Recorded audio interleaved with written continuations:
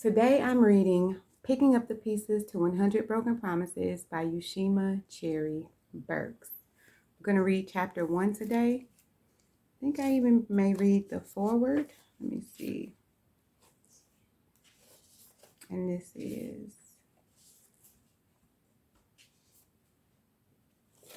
it says, to every broken promise, heartache, pain, lie, disappointment, and moment of despair, without you, I would have never learned how to allow God to put me back together again. The foreword says, in order to find one's true self, many will have to find the strength to endure the journey that leads us to authentic healing. I've watched you grow and become this tenacious healer of people, even to the point of almost losing yourself in many sad and happy moments. I've been amazed that you could literally turn the other cheek and make it all seem worth the fight, even when everyone else had given up. It was in the middle of Walmart, a conversation, as we would often find each other. I realized that only someone chosen by God could endure this unpredictable path you call life. As I read through these pages filled with your most private yet revealing life seasons, I have much more understanding of who you are and why you are the strong woman you have become. Your penned memoir, Picking Up the Pieces to 100 Broken Promises, Part 1, encompasses a journey that many will identify with, but have been too afraid to think or speak of. Readers will experience how the breaking of a promise can almost destroy a life in one instance, and yet open up the door to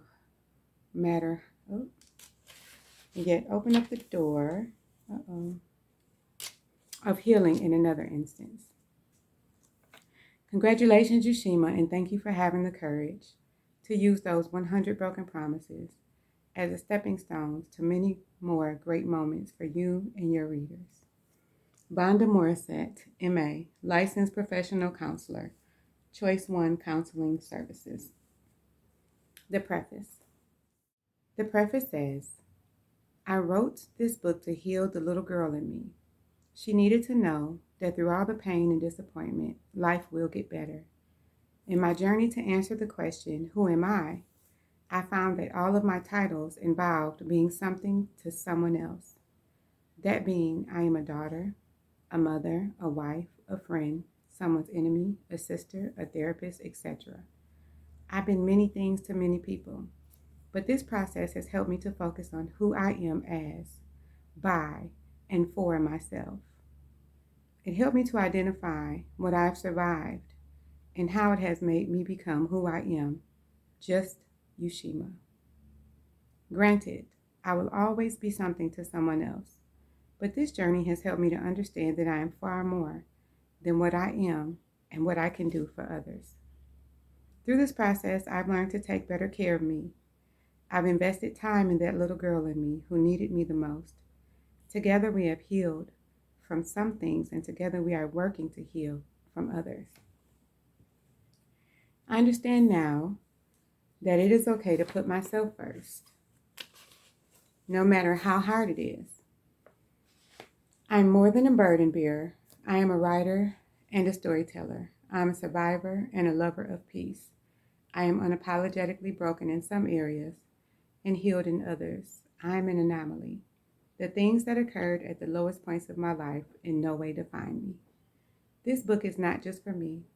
I want my readers to understand that while we may go through abuse, neglect, divorce, disappointment, abandonment, rape, loss, and while we may make bad choices, there is hope. Healing is possible, and you can get to the other side. On my new journey, I make promises to myself and I keep them. Every waking day is a new day to work on myself. Yushima Burks, 2020. Acknowledgement. Thank you would not be enough to say to God, who has been there with me every step of the way, holding my hand through it all. To him, I am eternally grateful. It is because of him and the promises he's made and kept that this book is possible.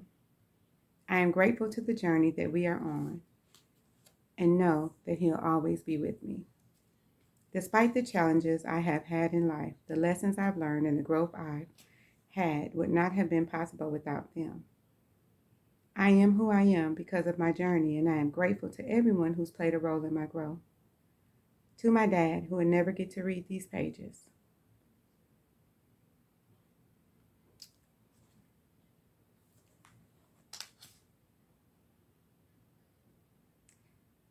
To my dad, who will never get to read these pages, although so many are about him. To my children, I love you. And if I have ever broken a promise to you, may I have enough time to mend your hearts. To my husband who loved me in spite of my broken parts, thank you. To my current friends, my past friends, and my never friends, thank you for whatever role you were placed in my life to play. Introduction. I've always loved writing, and from a very young age, I've kept journals. In my later years and in my attempt to heal, I've used my journal entries more for reflection and investigation of myself and my life experiences. Recording what and how things happened in my life gave me the chance to look back and try to understand their impact better.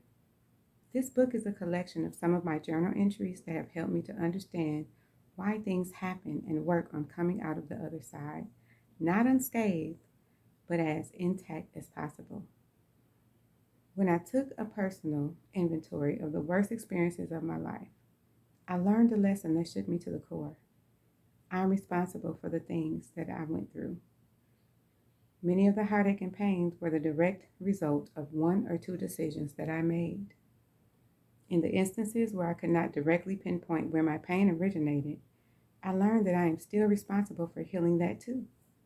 The good news is I am not alone. I have a relationship with God, and He has never left my side. He went through hell with me and will continue to walk with me and guide me. People lie for all sorts of reasons. I've never met anyone that hasn't told a lie, myself included.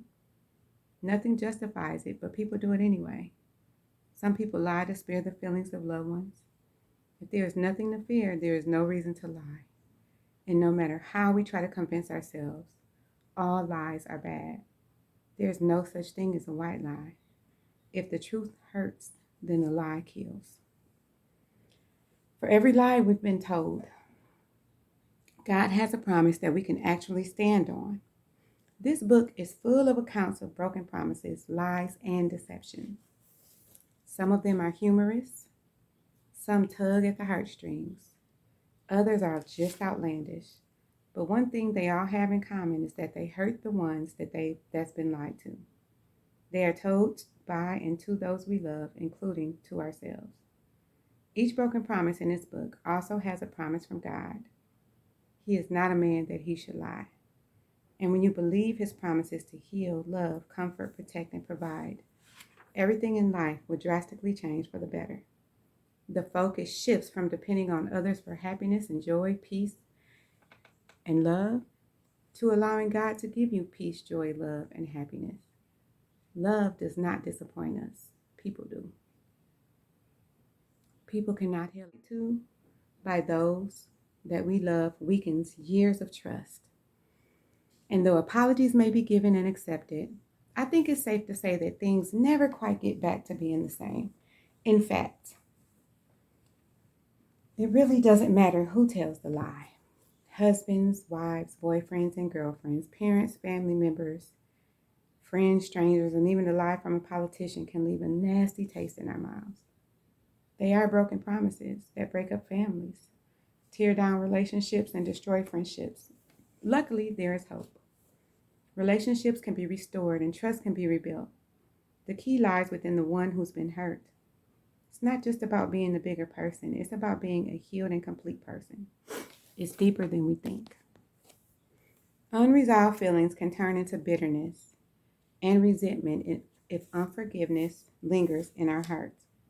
Coming to terms with the possibility that the one that hurt us may never apologize or feel true remorse makes the healing process that much easier. If forgiveness depended on the offender, it would only cause more pain, since the one that offended often moves on in life, without thinking twice about the offense they've committed. Forgiveness is for the one who's been hurt. It releases the power that the offender has on the offended. Some give sincere apologies.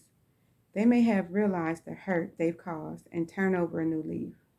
They may right the wrongs they've committed and swear to be honest at all costs. If this is the case, great. Count your blessings and move on. In some cases, you will find that the offender apologizes only after getting caught. This is, more times than not, lip service. It's important to keep in mind that forgiveness is not contingent upon an apology, nor does it have anything to do with the other person. Forgiveness is for you. Disappointment can build character, but it can also be discouraging, and it's important to accept people for who they are. It's not necessary to remain in a relationship with them or with those who constantly make the choice to hurt you and misrepresent. However, it's necessary to understand that their decision to be dishonest has nothing to do with you, and it's not your job to fix them. Lies and deception are dangerous. Otherwise, rational people have killed in fits of rage due to being lied to, only leaving them to regret their actions later.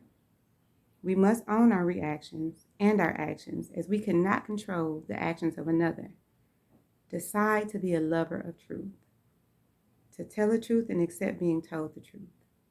The layout of this book is such that the lessons I have learned along the way all have a story or part of my life have attached to them. Some stories have more than one lesson, and I've had to go through similar things at different points in my life, experiencing the same kind of pain more than once. Upon reflection, I've learned that my experiences were more than just pain points, and I've tried to communicate this in a way that you understand that. For everything in our lives, God has a promise that we can stand on, and He keeps His promises. His promise says, "And you will know the truth, and the truth will set you free." John 8:32. And my promise says, "I promise to forgive and give grace to those who hurt me, and to myself when I fall short of my own expectations." All right, let's go on and get started to Chapter 1. Let's get started on Chapter 1, Story 1. Chapter 1 of Picking Up the Pieces to 100 Broken Promises, Part 1. Chapter 1, The Foundation I Was Built On. The process of writing is cathartic for me. I began writing this collection of events in my journal in my mid-20s because I needed closure. But when one chapter finished, another one opened and the story continued. I soon realized that as it was helping me to heal with one issue, it paved the way to face another. When my ex-husband left, I needed to be in control of something, and I knew that I could make sense of it all once I put it on paper. I needed to release it from my mind, my space, and my thoughts. I needed to see change. I felt stuck, not because I still wanted to be with him, but because I needed to start over, and I had no idea how I was going to do that. Writing my day-to-day experiences helped me to see the progression that I was making. It also paved the way for me to look deeper at everything else that had happened up to being abandoned by my ex-husband. I had to start creating Picking Up the Pieces to 100 Broken Promises, Part 1, while I was still in the process of healing. If I had waited until I was fully healed, this book would still be incomplete. I was going through a very difficult time in my life and experiencing the effects of grief, abandonment, and hopelessness. I found out later that this is the perfect state to be in for God to do His perfect work. He removed all of my dependencies, including a husband that I shouldn't have married in the first place. This book helped me to process all that was happening to me and with me. It's raw and real. Some parts are embarrassing, others make me proud. It's a process, and it's all real. I found out that my now ex-husband, let's call him Mitch, has been living a double life. He led me to believe that he was out of state working as a tattoo artist, and for 2 months he visited me and made excuses for leaving for weeks at a time. I knew something was up, but I couldn't put my finger on it. Finally, on his last visit, the Holy Spirit showed me exactly what he was doing. He was living with another woman in Georgia. He had lied to her, saying that I left him and that we were in the process of a divorce. There was no way for me to know this, and when I blurted it out, I was just as surprised as he was. He ran out of the house and made a few phone calls, only to come back and try to pry out of me where I had gotten that information from. Mitch had just left me in a new state, jobless, an undergrad, and with a 3-year-old son who adored him so much that he wouldn't sleep until he came home. This abandonment threatened to destroy my son. Mitch wouldn't return my calls. I knew the marriage was over, but I needed him to be a father. I put our son in therapy and began trying to rebuild my life that was built on 100 broken promises. I needed a new foundation because the one that I had depended on was all but dependable. His promise, for there is nothing hidden that will not be disclosed, and nothing concealed that will not be known or brought out into the open. Luke 8:17. My promise to myself? I promise to listen when the Holy Spirit talks to me instead of trying to convince God to allow me to have my way. Obviously, my picker is broken. Let's get started on Chapter 1, Story 2, Fool's Gold. One of the most painful truths I discovered was that the love I felt and wanted so badly was not love at all. For every truth God gives, Satan has a counterfeit. The truth is, I should never have expected someone who did not have a relationship with God to love me. That was foolish, but so was I. I thought that love was something fluid. Sometimes it was good, sometimes it was bad. I thought that love hurts, and I always had to be the one to fix it when it went left. From a young age, I was taught that love came in different forms. My dad taught me that God is love. He showed me by loving me and being gentle and kind. He was my protector, my provider, and my best friend. I talked to him about everything. If he didn't approve of my choices, he let me know, but he always did it in love. My mother, on the other hand, taught me that love is pain. I had to earn her love. I was abused physically and verbally until I was 26 years old. Yes, 26 years old. I had 2 kids and a husband, and I was still a scared 5-year-old around my mother. It wasn't until a friend of mine witnessed her abuse and jump between us that I realized this is wrong. The irony was that by this time I was an advocate against child abuse and neglect. When I was 8 years old, the first person who molested me was my brother's friend. He would whisper in my ear that he loved me. I couldn't imagine telling my mother, as I was sure I would be blamed.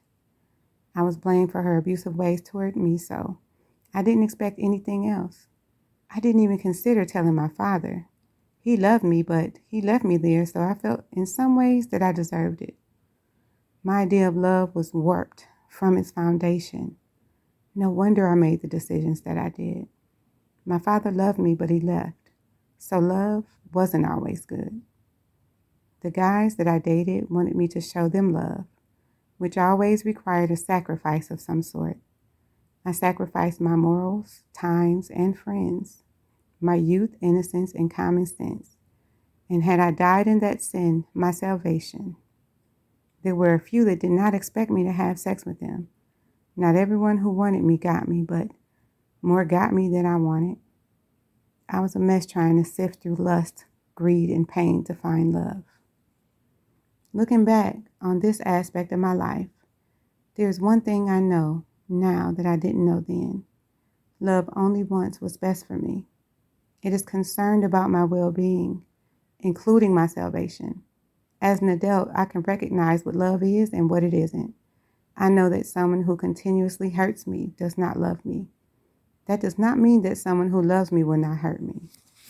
Once I agree to love, hurt is sure to follow, but it will not stay there, and it will not be intentional. God's promise: love is patient, love is kind, It does not want what belongs to others. It does not brag. It is not proud. It is not rude. It does not look out for its own interest. It does not easily become angry. It does not keep track of other people's wrongs. Love is not happy with evil, but it is full of joy when the truth is spoken. It always protects. It always trusts. It always hopes. It never gives up. Love never fails. 1 Corinthians 13, 4 through 8. My promise to myself. I promise to accept love in all of its forms, from life lessons to healing and everything in between. Abuse is not love, but loving myself in spite of the abuse is my goal.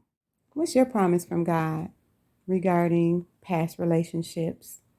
Is there a Bible verse that you go to, or do you need help finding one? Let me know in the comments if you need help finding a Bible verse to help you get through your day, or a memory that you have of a past relationship that went wrong, or dating someone that hurt you, or a divorce, any kind of pain like that. And what's a promise that you can make to yourself from that time that will help you get through it? Let me know.